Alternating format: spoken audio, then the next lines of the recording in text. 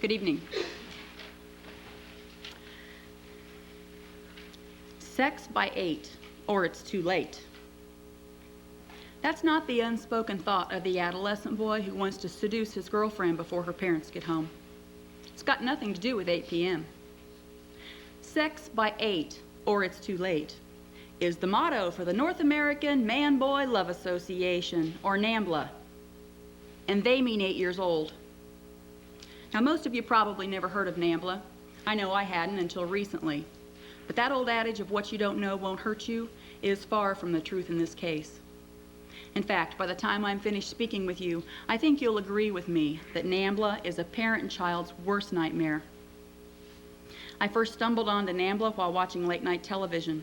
And as a mother, a Christian, and simply a person with a healthy mind, I became outraged when I heard about this group of organized pedophiles. A pedophile is a person whose object of sexual desire is a child. Well, my outrage spurred me on to become more educated about Nambla, and I feel it's imperative that you learn about them too. So tonight, I'm going to talk about 3 important points on Nambla. I'm going to talk about who they are, how they go about accomplishing their goals, and how they've influenced the way society thinks. Let's get started by talking about who they are. Nambla is the largest group of organized pedophiles in the United States, and according to FBI Special Agent Kenneth Lanning, they're also the most dangerous.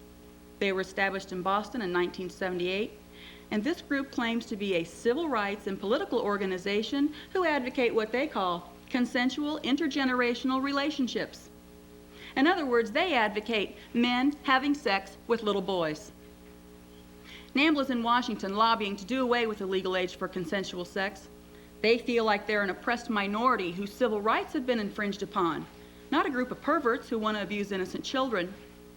They're trying to convince the public that it's healthy and psychologically beneficial for a boy to have sex with a man.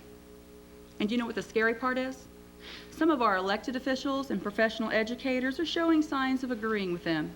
And I'll show you that in just a little while. Many of Nambla's members are intelligent, educated men who work professionally with children. Therefore, they have easier access to your sons and mine. For example, the editor of their monthly newsletter is a public school teacher in New York. His name's Peter Melzer, and he's published an article entitled, "In Praise of the Penises," or, quote, "How to Make That Special Boy Feel Good." Now, I can't speak for everyone here, but personally, I don't want a man like Peter Melzer in charge of my son's classroom. Although Nambla claims they support youth liberation and empowerment of young people, a drug and alcohol counselor for the New Hampshire State Department of Corrections knows differently. His name's Floyd Jositis, and he infiltrated Nambla and said that children were being abducted and used from one pedophile house to another all across the country. He also said that child pornography was just being traded off like playing cards. And last month, the New Hampshire police found Nambla material in a car thought to be used in the abduction and murder of a 10-year-old boy, according to the Associated Press. So you can't help but wonder when you see a child's face on the back of a milk carton, or go into Walmart and see all the posters of the missing children on the wall, if some of these kids weren't victims of Nambla too. And you might also be wondering just how big of a problem is this? What's the likelihood of your child in a small town like Kokomo becoming a victim? Let me share some statistics I found on the internet.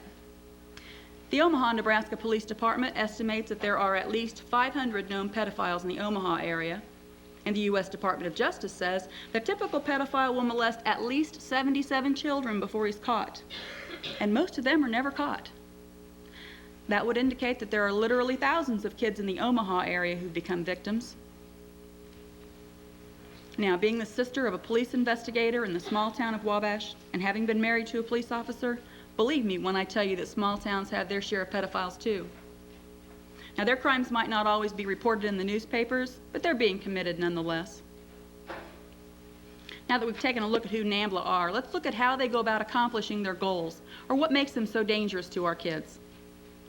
Their credo is, the North American Man-Boy Love Association is both political and educational. We work to organize support for boys and men who have or desire consensual, sexual, and emotional relationships, and to educate society on their positive nature. This credo is inside each of their monthly newsletters called the Bulletin. The Bulletin also contains step-by-step instructions on how to locate, seduce, sexually assault, and then prevent disclosure of the crimes by their victims. The bulletin contains an article entitled Entrapment of the Month, which alerts its members to our government's child pornography sting operations. In one newsletter alone, according to Child Lures on the Internet, Nambla correctly identified 10 sting operations in 5 different states across the country, so you'd better believe that this organization has some connections. Now, in attempting to accomplish their goals, Nambla mails their publications free of charge to hundreds of imprisoned pedophiles. That new state prison is going to be built up here at Grissom, practically in my backyard. So you can imagine how thrilled I was to learn that month after month, Nambla's training the imprisoned pedophile how to molest a little bit better so that he doesn't get caught the next time. I guess the imprisoned pedophile isn't really a threat to our children. But what happens after he serves his time? He gets out of that prison. And then is he literally going to be in your backyard? Now, in addition to their monthly publications, Nambla accomplishes their goals by attending political rallies, conventions, and conferences. They get on the internet and swap ideas on how to abduct and abuse children. In fact, Child Lure says that pedophiles meet anonymously on the net and exchange their victims' names, descriptions, and even their photographs. So if all this information isn't enough to make you realize that we've got a serious problem here, strap on your seatbelts, because here's where the ride gets really wild. Now I'm going to show you how Nambla's influenced the way society thinks.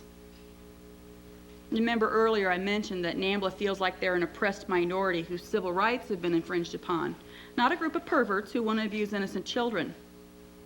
The American Civil Liberties Union has defended Nambla on that stance. In an article in Time magazine regarding condemning Nambla, the ACLU said, well, if it's Nambla today, who is it tomorrow? And Nambla's been a member of the International Gay and Lesbian Association, or the IGLA, for the last 13 years. In 1994, the United Nations, with support of the United States, moved to provide funds and legitimacy to their agenda by granting official consultant status to the IGLA, according to a 1994 edition of Human Events. And earlier I mentioned that some of our professional educators are showing signs of agreeing with Nambla. John Money, Professor Emeritus of Medical Psychology at Johns Hopkins University, said the following in an interview in 1991.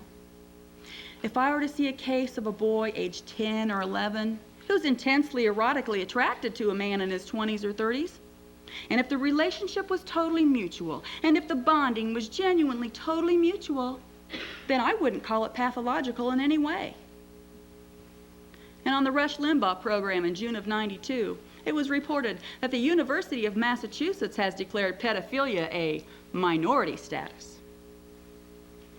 And in conclusion, there's been some pretty scary statements from our own U.S. Senate, too. In a U.S. Senate investigations report, it said, quote, pro-pedophilia groups such as Nambla are not as severe a threat to our children as we may feel they are. Now, can you think of a greater threat to our children than a group who's trying to get them to have sex by 8 or it's too late? I can't. Thank you.